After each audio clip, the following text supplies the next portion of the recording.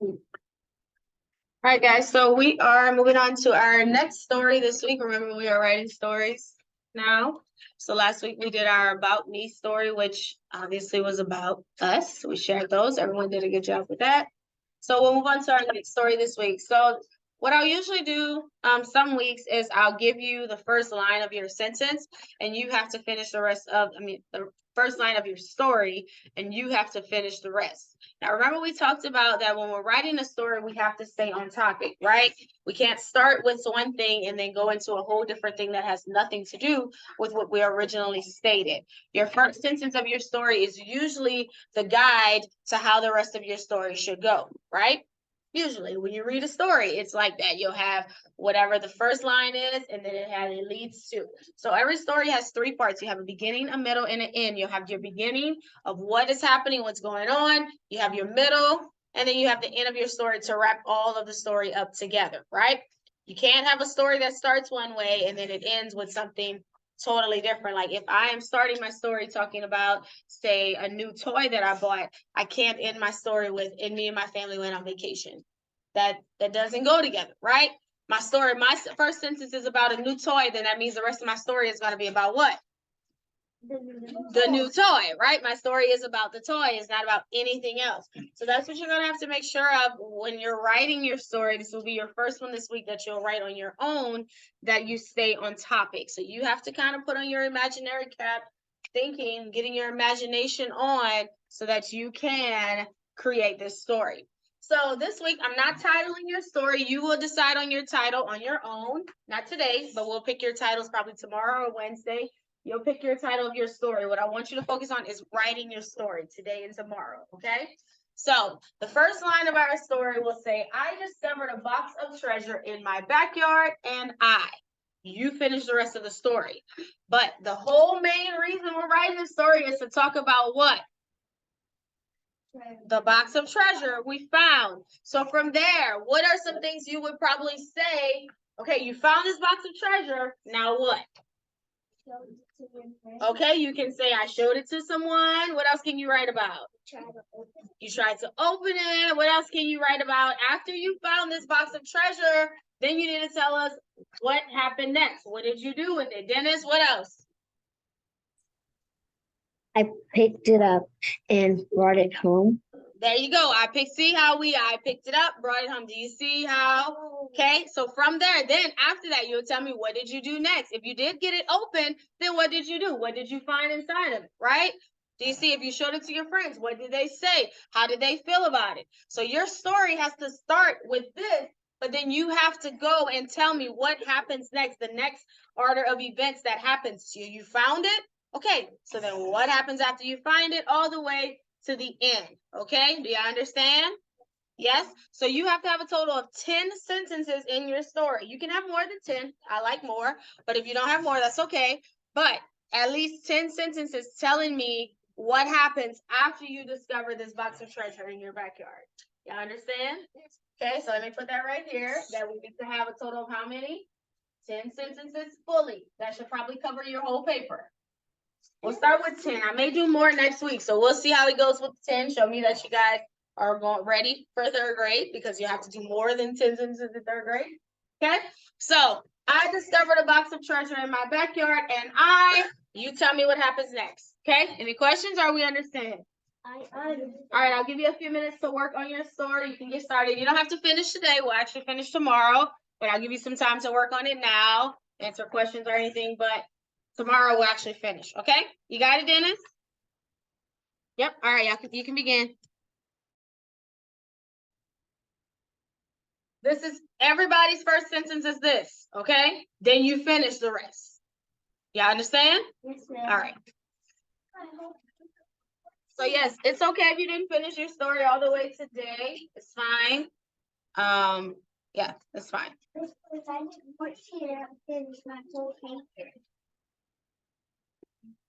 Okay, go ahead and get out your phonics and language. We're on 241. 241 with your dictation.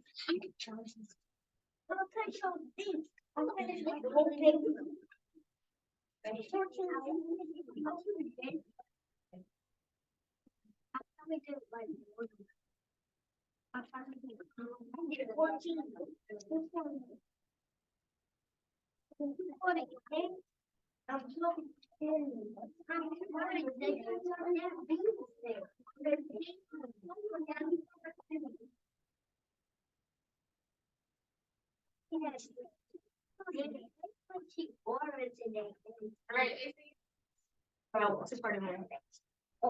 Yes, all right, let's go ahead and move on to our sentence for today. Our sentence, all right, lesson this week. Yes, we're gonna tell you guys. We can do that.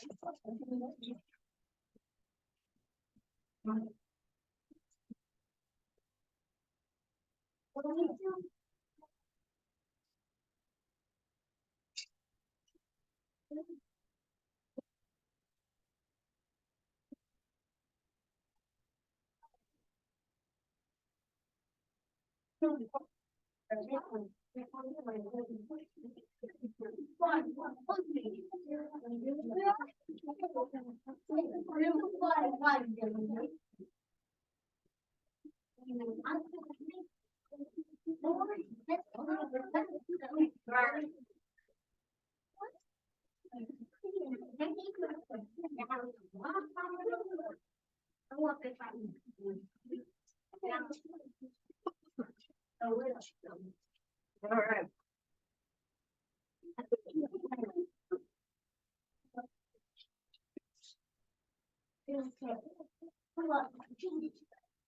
All right, 241.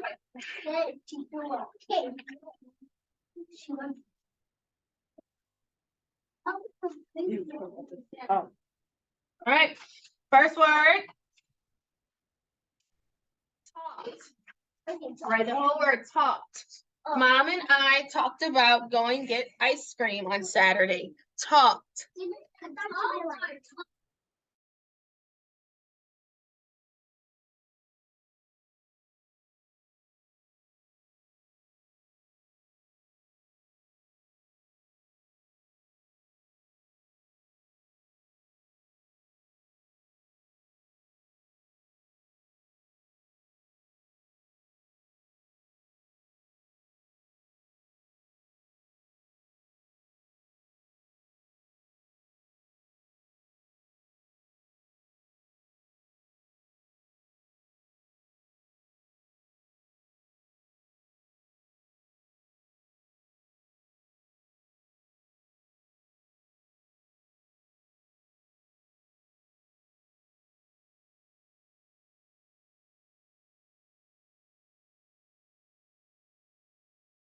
All right, so talked. How do we spell talked?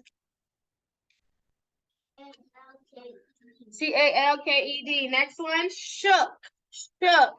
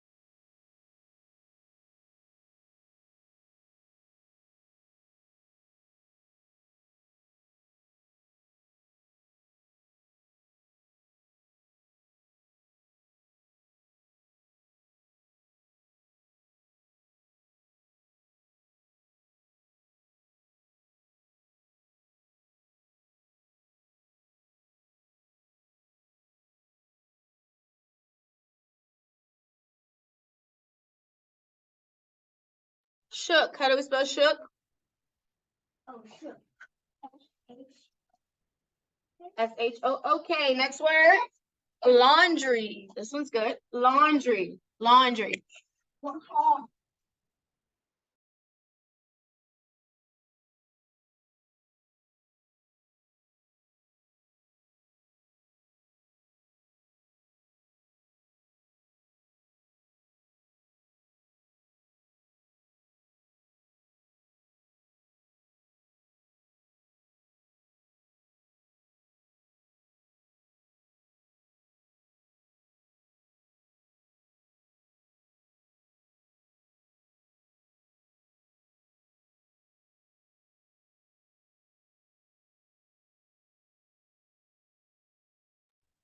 Laundry. How will we spell laundry?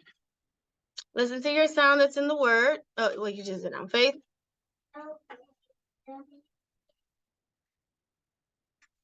Okay, you did use all, but not the correct all. So what's the other one? Not A-W all, A-U all. So L-A-U-N, L-A-U-N-D-R-Y, laundry. Okay. All right, let's do our dictation on the bottom. Max spoke gently to the baby. Why is it W? Max spoke gently to the baby. Max spoke gently to the baby.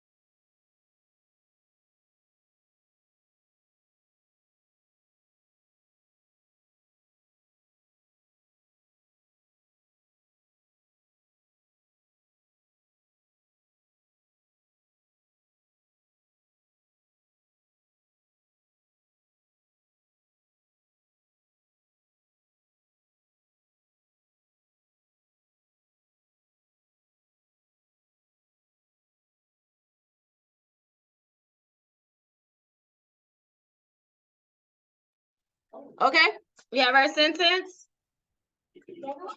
Dennis, you have it? Yeah?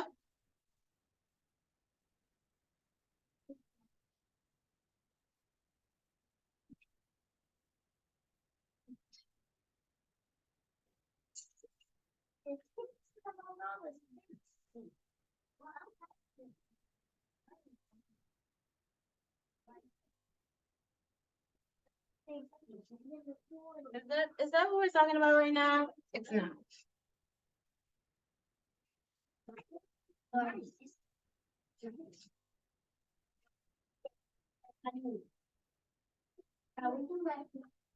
All right, let's go ahead and look at the board. Let's cover a couple things on the board.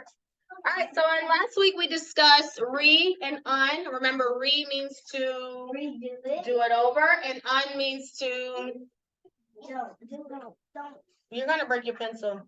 Do it over. It means to not do it, right? It's not do it.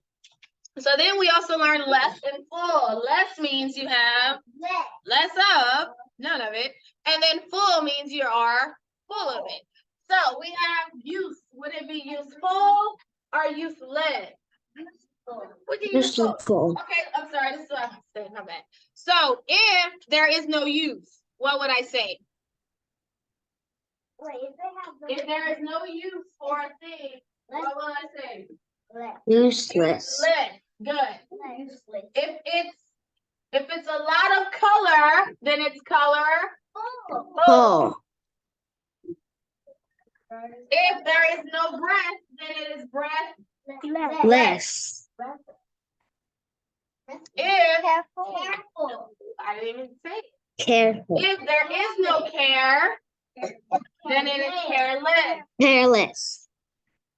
Thank you for letting me finish. If there is a lot of prayer, Full. full. Careful. If there are a lot of hands, then it is Full. full, handful. Good. So less means there is less of. Full means there is more. There's more. It's full. All right, let's look at our singular and plural nouns down here. So mouse, is this singular or plural? Singular. How do I make it plural? Mice. We changed the word. I hope someone wasn't going to say mouse is. Mice. Fly. Let's turn fly plural.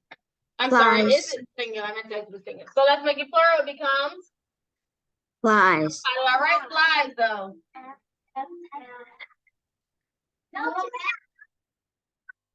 Change Y into an I, add ES. Flies.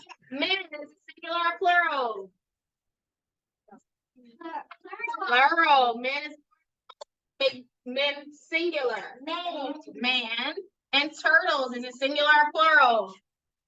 Plural. How do I make it singular?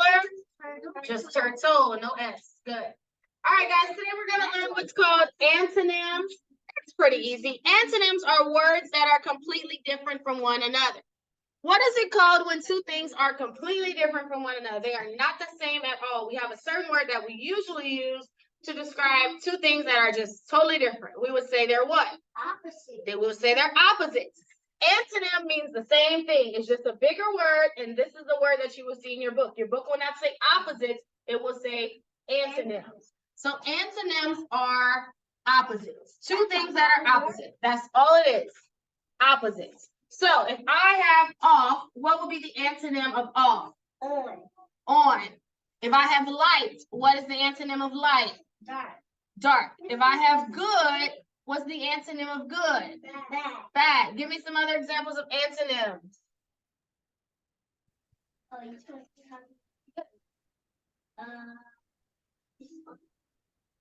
If he plays and then Say he that again? stops. If he's Huh? working and then he stops. Okay, let's say broken and fixed. That's opposites. Okay, what else? Two antonyms. They're totally different. Start and stop. Start and stop. Y'all not saying nothing. Left, right.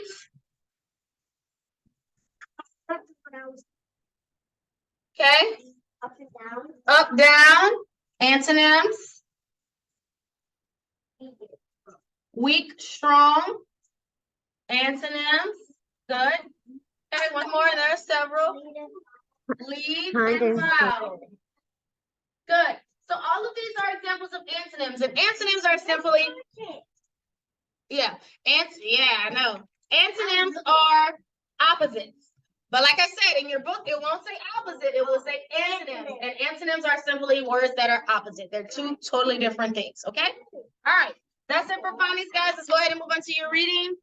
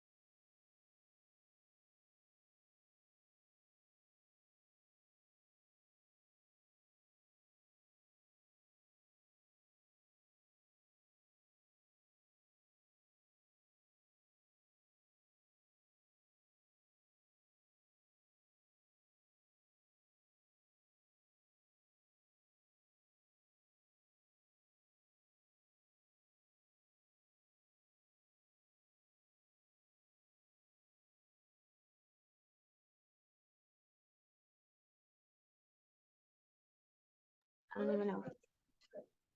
All right, let's see your reading.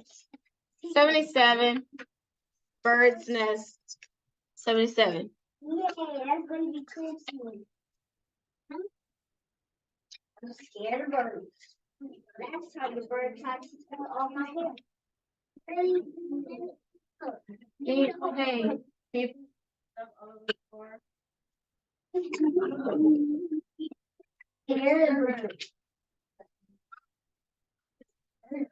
Say the bird.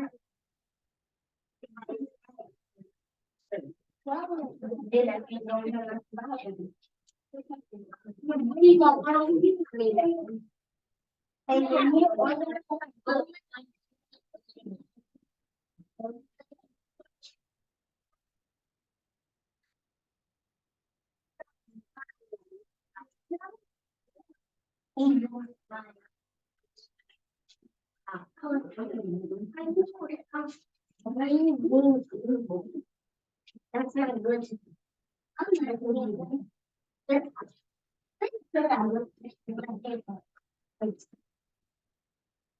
not good.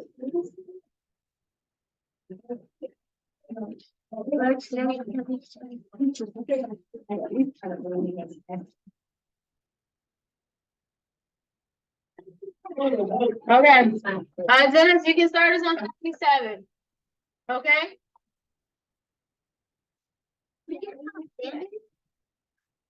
What? Yeah.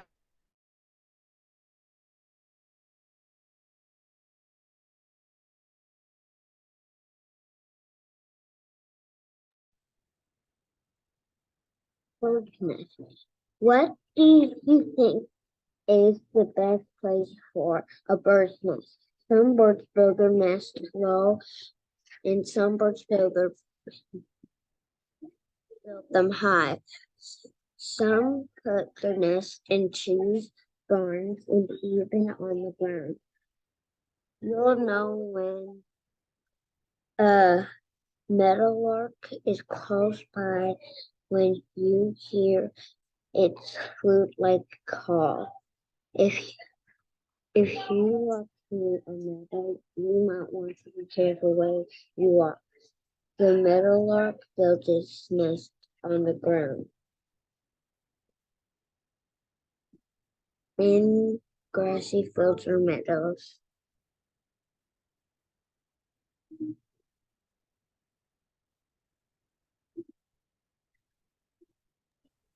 Okay. Let me see. All right, stop.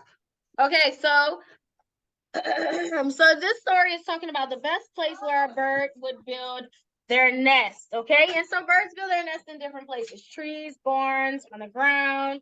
And that's kind of what this story is just talking about, a bird's nest. All right, 78, Kenley.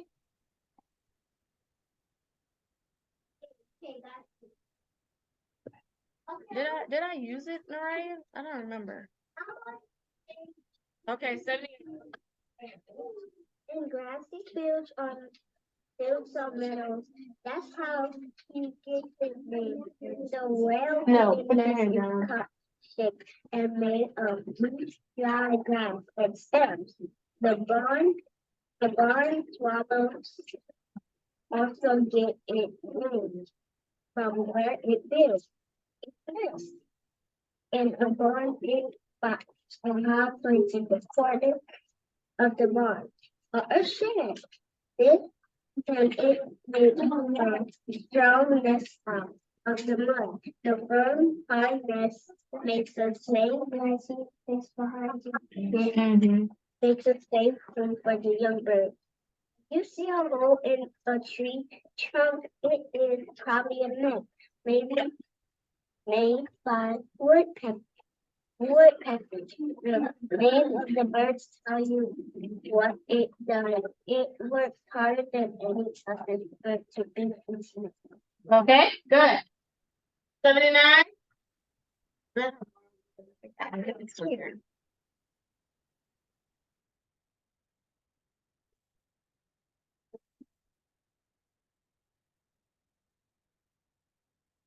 Did you know? Mm-hmm. Woodpeckers tap and dig in the tree with their beaks. When a hole is made, it must be deep enough to keep the eggs safe from owls. The woodpecker also uses their beak to shovels to carry out all the wood chips, keep the nest clean. The eagles build their nests in tall trees or on the side of a cliff.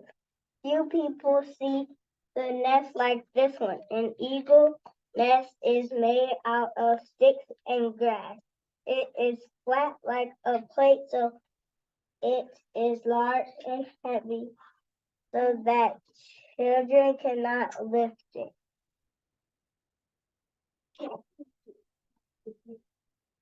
Okay. And 79. Wait, oh, Oh, wait, 80? I read that. Yeah. Okay.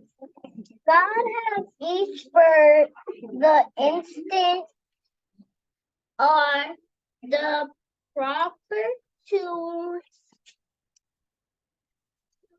build to a true and safe nest.